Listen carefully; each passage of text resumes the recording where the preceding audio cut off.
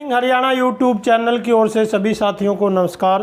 Class 9th का chapter हमने start किया हुआ है, ग्रेविटेशन, जिसको हिंदी में गुरुत्वाकर्षण बोलते हैं। आज का टॉपिक है जो motion of object under the influence of a gravitational force of the earth. We know that every object attract toward the centre of earth.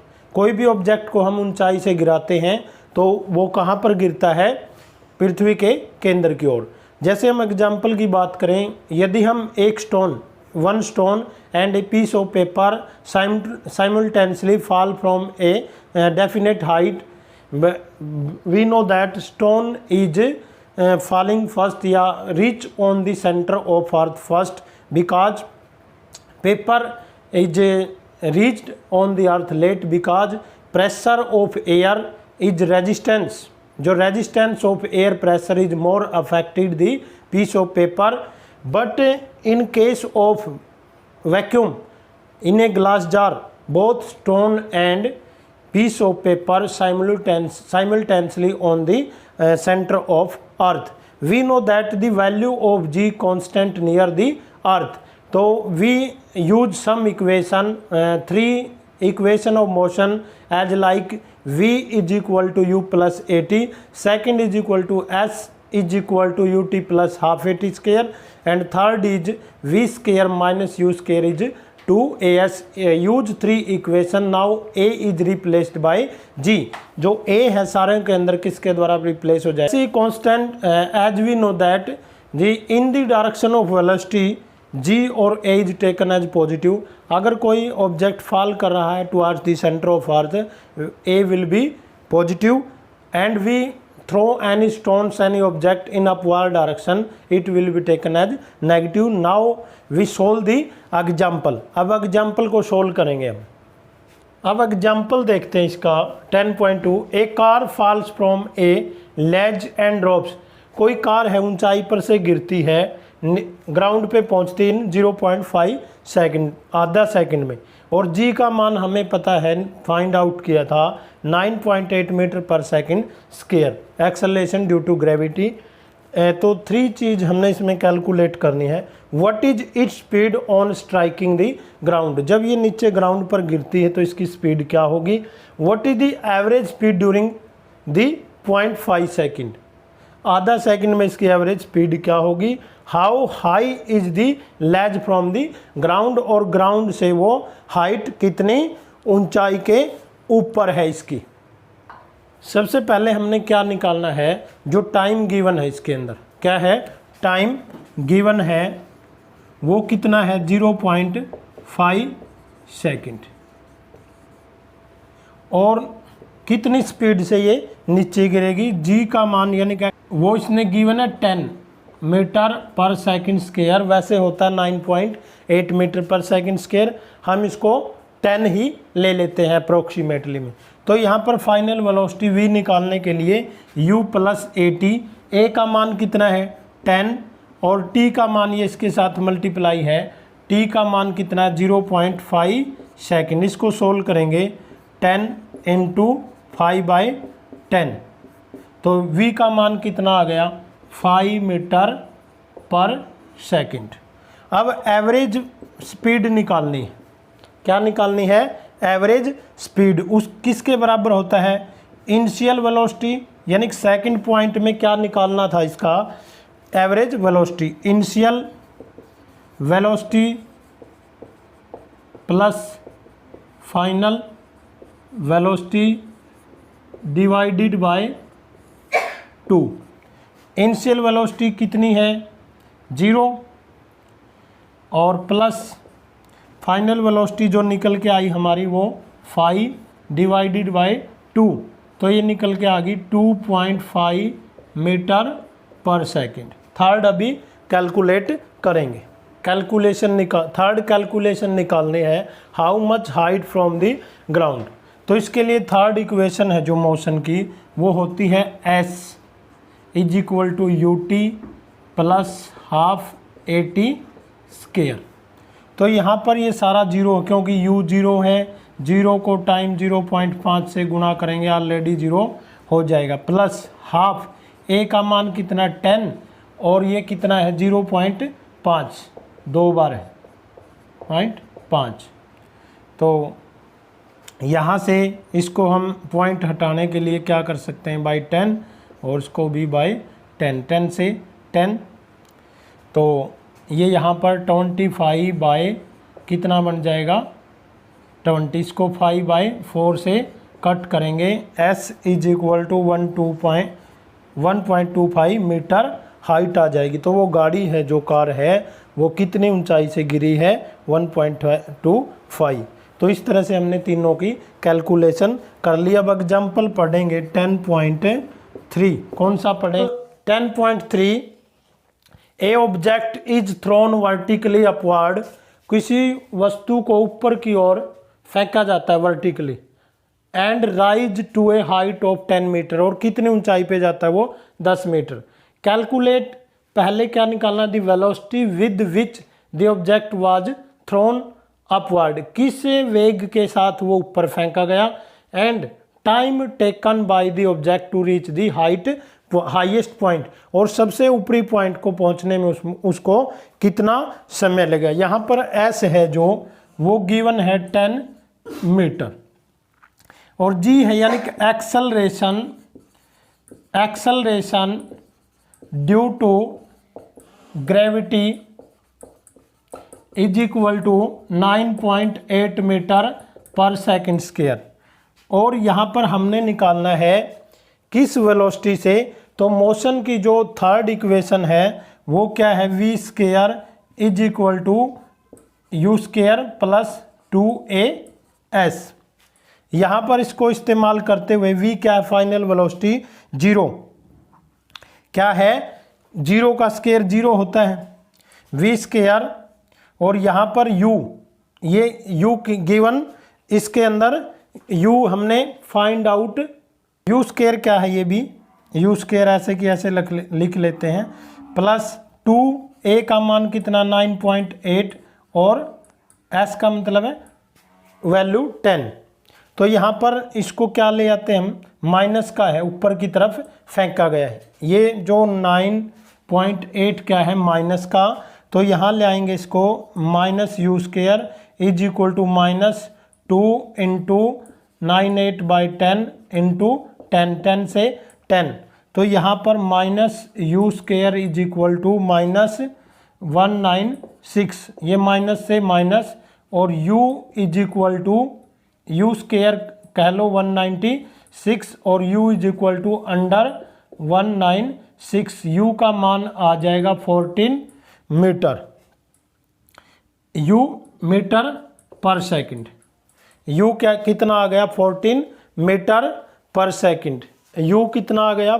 Third जो सेकंड पॉइंट था इसका, time taken by the object to reach the highest point.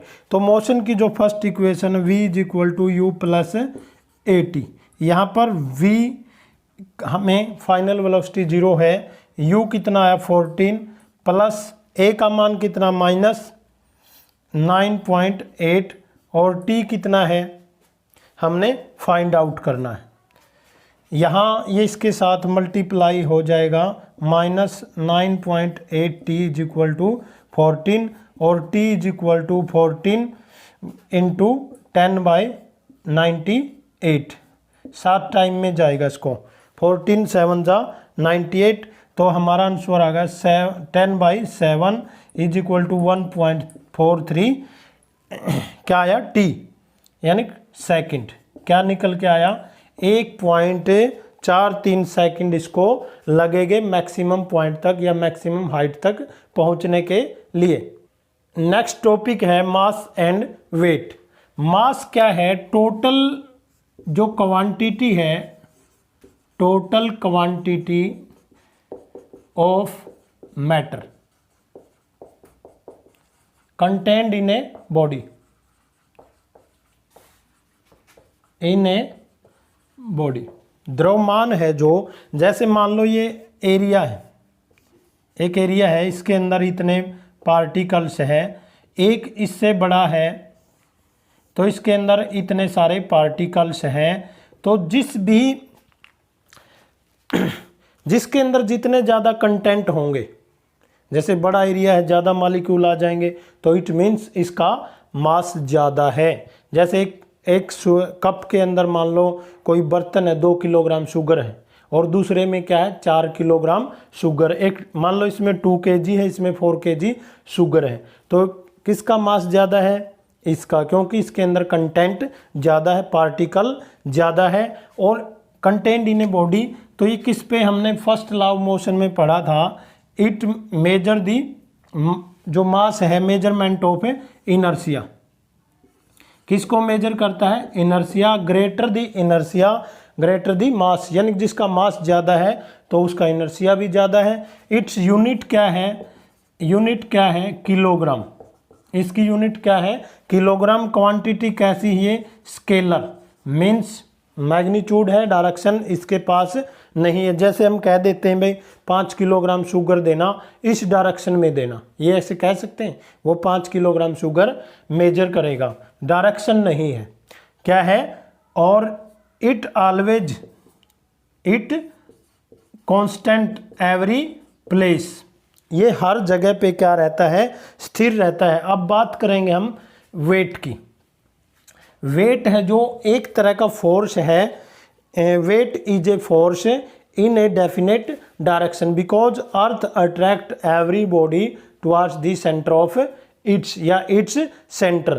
तो लगने वाला एक निश्चित दिशा में क्या है? एक बल है। इसकी यूनिट है जो वेट की क्या होती है? न्यूटन। और ये क्या है? वेक्टर क्वांटिटी है। क्या है? वेक्टर क्वांटिटी है। और इसके अलावा ये डिपेंड करता है, it vary from place to place और a vary from earth to moon. जैसे मून पे जाते हैं तो वेट चेंज हो जाता है।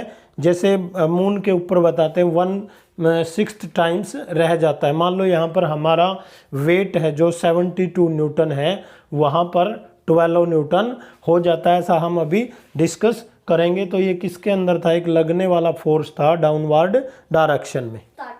Wait of the objects on the moon, हमारे पास टेबल है जिसमें अर्थ का मास दिया गया है और रेडियस दिया गया है। इस टेबल से हम भाई जो चंद्रमा पर हमारा वेट है वो कैसे चेंज हो जाता है। Weight is the force by which earth attract the every object towards the centre. इसी प्रकार moon also attract the object towards itself. Let, हम यहाँ से करेंगे, let m is the mass of the object. जो m है वो किसका मास है? लेट इज द m, जो मास है, हमने जो m है मास माना ऑब्जेक्ट का, और जो इसी प्रकार वेट क्या मानेंगे? Weight of the object on the moon, moon के ऊपर WM, क्या है ये? WM and mass of moon.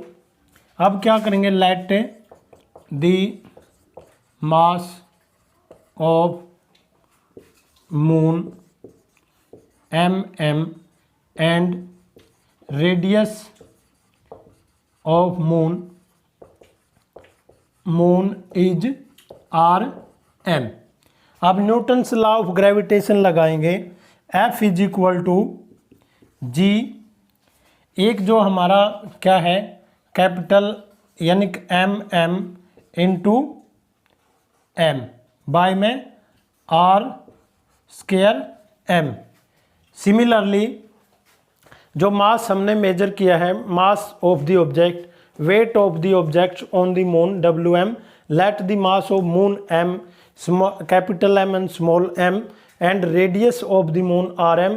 तो ये न्यूटन्स लॉ ऑफ ग्रेविटेशन क्या बनेगा? Newton's law of gravitation. F वाला था जो G is equal to MM by में R², को हम F एक तरह का क्या है? वेट है। वेट M को क्या लिख सकते हैं? G MM into M by में R² M। सिमिलरली जो m है ऑब्जेक्ट का उसी का अर्थ के ऊपर, similarly m is the mass of the objects on the earth and r is the radius of earth. तो यहाँ जो एक इक्वेशन इसको 1 कह लो, 2 में हम क्या बनाएंगे, W E is equal to g m into m दूसरा और आर स्केयर। इसको 2 अब इस टेबल का इस्तेमाल करेंगे। क्या करेंगे, टेबल का इस्तेमाल और मून निकालेंगे इस टेबल से। इसके अंदर वैल्यू रखेंगे बेटा, एम कितना है, ये यहाँ से 7.36 10 की पावर 22 इंटू एम। जो मून का है ये तो हमने ये लिख लिया, और इसके साथ है जो ये वाला एम, और बाय में जो रेडियस है वो कितनी 1.74 की पावर 10 की 6 का होल स्क्वायर। यहाँ से जब इसको पावर ऊपर लेके जाएंगे 1.74 इंटू 1.74 का जो मल्टीप्लिकेशन आएगा 1.74, और 1.74 को जब यहाँ काटेंगे हम तो पहले ये लिख लेते हैं 7.36 की 10 की पावर 22, और ये ऊपर पावर जाके किसकी बन जाएगी, माइनस की 12, तो प्लस की कितनी रह जाएगी 7.36 10 की पावर 10, और इन दोनों की जो कैलकुलेशन आएगी वो आएगी 3.0, जब इसको काटोगे आप 276। तो इसको जब हम भाग देंगे 100/100 से इसको करेंगे तो ये 2 पॉइंट निकल के आएगा 431 इंटू 10 की पावर 10 की पावर m किलोग्राम। क्या निकल के आया, एक तरह से हम g को, ये किलोग्राम नहीं आएगा क्योंकि हमने क्या निकालना है, g निकालना है। क्या निकालना है, शायद g निकालना है। देख, सिमिलरली वेट ऑफ अर्थ निकालेंगे। यहाँ पर जो g है इंटू m कितना 5.98 की 10 की पावर 24 किलोग्राम, और जो रेडियस है 6.37 इंटू 10 की पावर 6, ये 12 हो जाएगा। यहाँ कैलकुलेट करने के बाद ये इतना g इंटू m। तो अब हम कैसे निकालेंगे जो हमारा वेट है वो चंद्रमा पर कैसे चेंज होता है।